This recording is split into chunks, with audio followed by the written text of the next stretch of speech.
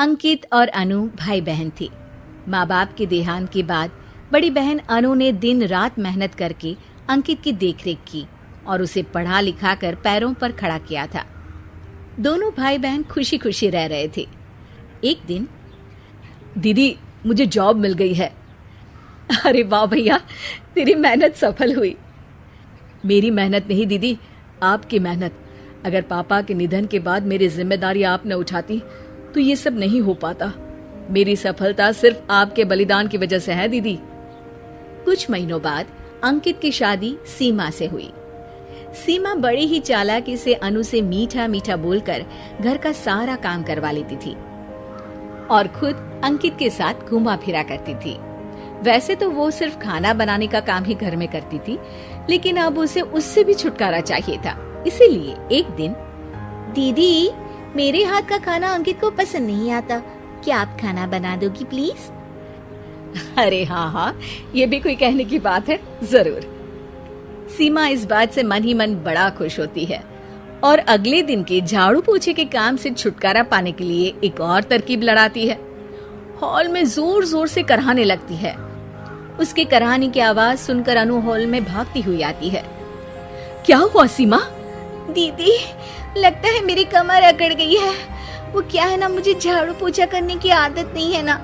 मेरी mummy papa ने मुझसे कभी ये काम नहीं करवाया। अरे कोई बात नहीं, झाड़ू पोछा ही तो है, मैं कर लिया करूंगी। ऐसे ही धीरे धीरे सीमा ने घर के सारे कामों का बोझ अनु पर डाल दिया। घर का सारा काम अनु करती थी, फिर भी सीमा को अनु से छुटकारा चाहिए था। इसलिए एक दिन वो अंकित के ऑफिस से लौटने से ठीक पहले ढेर सारे कपड़े लेकर धोने का नाटक करने बैठ जाती है। अरे सीमा, इतने कपड़े? अब क्या करूं, अकेली पड़ जाती हूँ। करना तो मुझे ही है ना। अरे दीदी से मदद ले लेती। अच्छा, ताकि सारा जमाना कहे कि भाभी बड़ी ननद से काम करवा रही है। और वैसे भी दीदी ने तो साफ कह रखा है मुझे कि तुम आज जो भी हो सिर्फ उनकी वजह से हो, इसीलिए अगर उनके बनाए इस घर में रहना है तो काम करना ही पड़ेगा। ये सब सुनकर अंकित को बहुत गुस्सा आ गया। उसने अनु को बुलाकर कहा, दीदी ये घर पापा ने बनाया था और इसमें मेरा भी हिस्सा है और मुझे वो चाहिए। ये सुनकर अनु को बुरा तो लगता है, मगर वो दूसरे ही दिन घर का बंटवारा करने के लिए वकील के पास चली जाती है।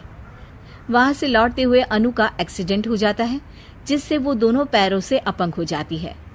अब मजबूरन उसकी पूरी देखरेख सीमा को करनी पड़ती है। एक दिन सारे कामों से थक कर सीमा अंकित से कहती है, अजी सुनते हो, अब मुझसे तुम्हारी ये बहन की सेवा ना होगी। अगर कल तक तुम इसका बंदोबस्त नहीं करते तो मैं घर छोड़कर चली जाऊंगी। अरे ये कैसी बातें कर रही हो? इस हालत में वो कहाँ जाएंगी? मैं कुछ नहीं जानती, बस कल ये इस घर में मुझे दिखनी नहीं चाहिए। अंकित अपनी बीवी की जिद के आगे हार मान लेता है और अनु को शेल्टर होम में छोड़ आता है। 3 महीने बाद, अजी सुनते हो, ये आपके लिए एक पार्सल आया है, ये लीजिए। अरे इसमें तो घड़ी है और एक चिट्ठी भी है। दिखाइए तो। अरे वाह, बड़ी ही सुंदर घड़ी है, लेकिन ये आपको भेजी किसने? पता नहीं, शायद चिट्ठी में कुछ लिखा हो। आशा करती हूँ ये घड़ी तुम्हें पसंद आएगी। रक्षाबंधन की बहुत शुभकामनाएं, तुम्हारी दीदी अनु। चिट्ठी पढ़कर अंकित की आंखें भर आती है। मैं दीदी को लेने जा रहा हूँ सीमा। अरे घड़ी भेज तो दी उन्होंने, अब क्यों जाना उनके पास? देखा सीमा, दीदी हमसे दूर जाकर भी हमारे बारे में ही सोचती है, और एक हम है जो उनकी सेवा से बचने के लिए उन्हें शेल्टर होम छोड़ा है। तुम्हारी बातों में आकर मुझसे ये क्या पाप हो गया? मैं जा रहा हूँ दीदी को लेने, और जब मैं वापस आऊँ तो तुम मुझे हमारे घर में मत दिखना। इतना कहकर अंकित अनु को लेने निकल जाता है। वहां पहुंचकर, दीदी मुझे माफ कर दो, मैं तुम्हें लेने आया हूँ। भाई आज तो राखी है, आज तो मैं मना कर भी नहीं सकती। दोनों घर पहुंचते हैं। अरे सीमा, तुम अभी तक यहीं हो? निकल जाओ इस घर से।